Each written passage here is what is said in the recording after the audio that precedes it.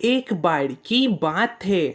जंगल में एक मछुआरा रहता था। वो मछलियां पकड़कर बेचता था। मछलियों से उसको ज़्यादा पैसे तो नहीं मिलते थे, मगर जितने भी मिलते थे उससे उसका परिवार खुश रहता था। मछुआरे भैया, आप मुझे 2 किलो ताज़ी मछली दे दो, वो भी मोटी वाली। हाँ कबूतर भैया, मैं बस अभी देता हूँ। वैसे आप 2 किलो मछली का क्या करेंगे? आपका परिवार तो इतना बड़ा भी नहीं है। अरे भैया, ये मछली मैं अपने परिवार के लिए नहीं ले जा रहा हूँ। तो फिर किसके लिए ले जा रहे हो आप? आज मेरा जन्मदिन है, तो मैंने आपके पूरे परिवार को दावत दिया है। क्या टूनी बहन ने आपको नहीं बताया? नहीं, उसने तो मुझे कुछ नहीं बताया। शायद भूल गई होगी, दिन भर इतना काम जो करती है।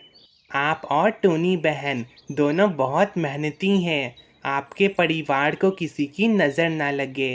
हाँ कबूतर भैया, लीजिए आपके 2 किलो मछली।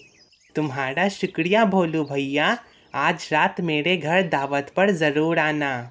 कबूतर मछली लेकर वहाँ से चला जाता है और दिन भर में भोलू के दुकान पर बहुत सारे ग्राहक आते हैं और लगभग सारी मछलियाँ बिक जाती है। चलो, आज तो मेरी सारी मछली बिक गई। अब मैं जल्दी से घर जाता हूँ और टूनी को लेकर कबूतर के घर दावत पर भी जाना है। भोलू अपना दुकान बंद करके अपने घर आता है। अरे, आप आ गए। मुझे माफ़ कर दीजिए, मैं आपको बताना भूल गई थी। अभी हमें कबूतर भाई के घर दावत में जाना है। कोई बात नहीं टूनी, मैं समझ सकता हूँ। दिन भर घर का काम करती हो, ऐसे में बात तो आदमी भूल ही जाता है। आप बहुत अच्छे हैं। अच्छा जल्दी चलिए, मैं बस आपका ही इंतज़ार कर रही थी।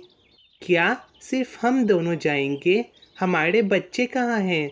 मोनू और पिंकी, क्या वो दोनों नहीं जाएंगे? मोनू और पिंकी को मैंने सुला दिया है। हम दोनों ही जाते हैं। बच्चे साथ में जाते हैं तो हमें बात करने नहीं देते हैं। चलिए जल्दी चलते हैं। ठीक है टूनी, चलो चलते हैं।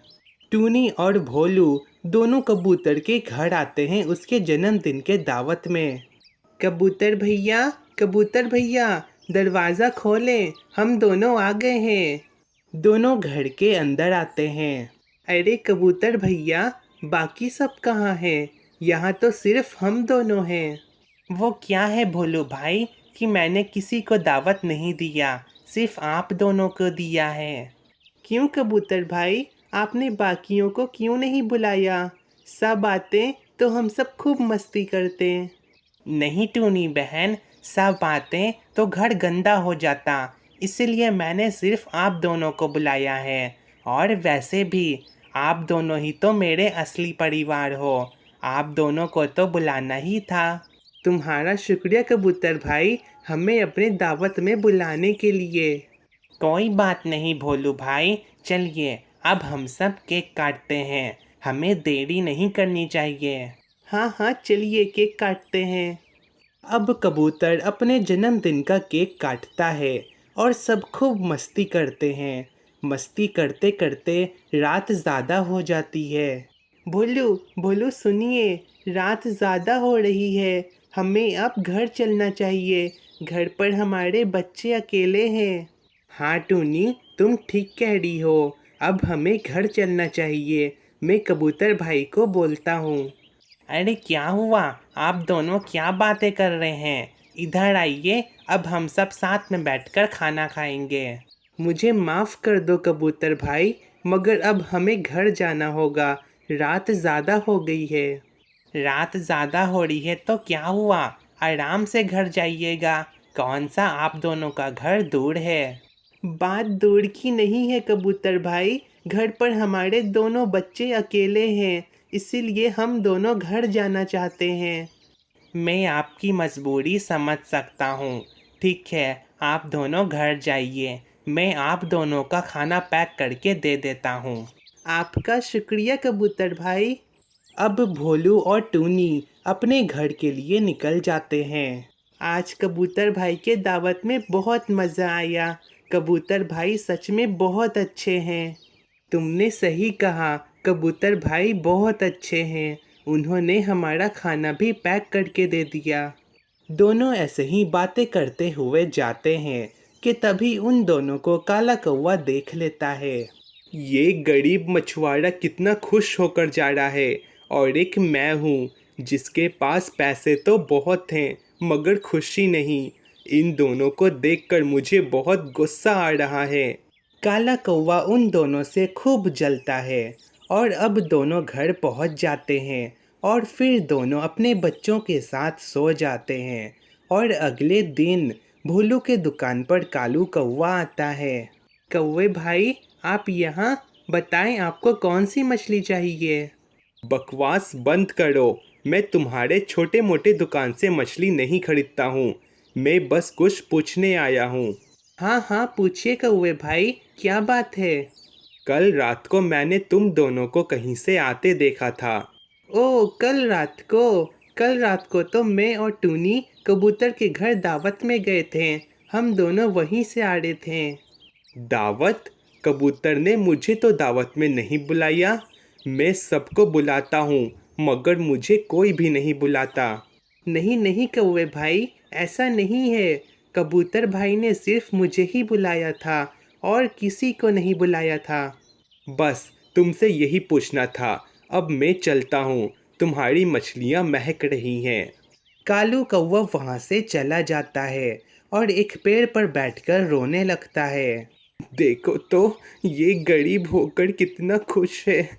इसकी पत्नी है, इसके 2 बच्चे हैं और एक मैं हूँ। पैसे हैं मगर परिवार नहीं। कालू कौवा को रोता देखकर वहाँ पर गिद्ध चचा आते हैं।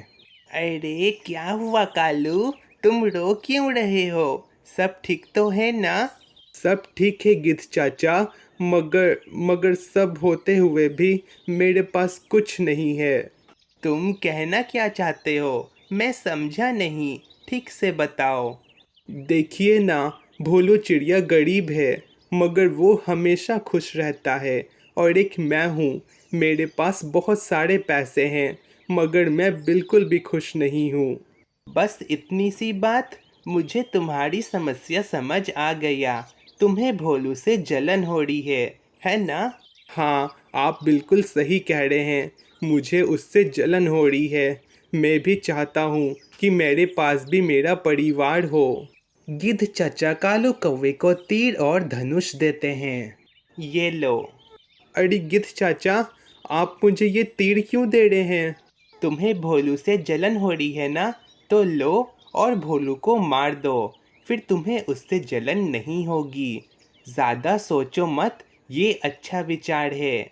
मुझे नहीं पता ये ठीक रहेगा या नहीं, मगर हाँ, भोलू को मार दूंगा। लो, जाओ और उसको मार दो।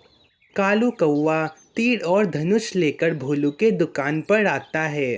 तीर और धनुष देखकर भोलू डर जाता है। कौवे भाई, आप यहाँ ये तीर लेकर क्यों आए हैं? बस बहुत हुआ भोलू, अब मैं तुम्हें मार दूंगा। मरने के लिए तैयार हो जाओ। मगर कौवे भाई, मेरी गलती क्या है? प्लीज़ मुझे ना मारे। मेरे घर पर मेरी पत्नी और मेरे बच्चे हैं। चुप हो जाओ, मरने के लिए तैयार हो जाओ तुम। कालू कौवा जैसे ही भोलू को तीर से मारने वाला होता है, तभी वहाँ पर पुलिस आ जाती है और वो कौवे को मार देती है। कौवे को अपनी गलती की सज़ा मिल जाती है और यहाँ पर हमारी ये कहानी ख़त्म होती है।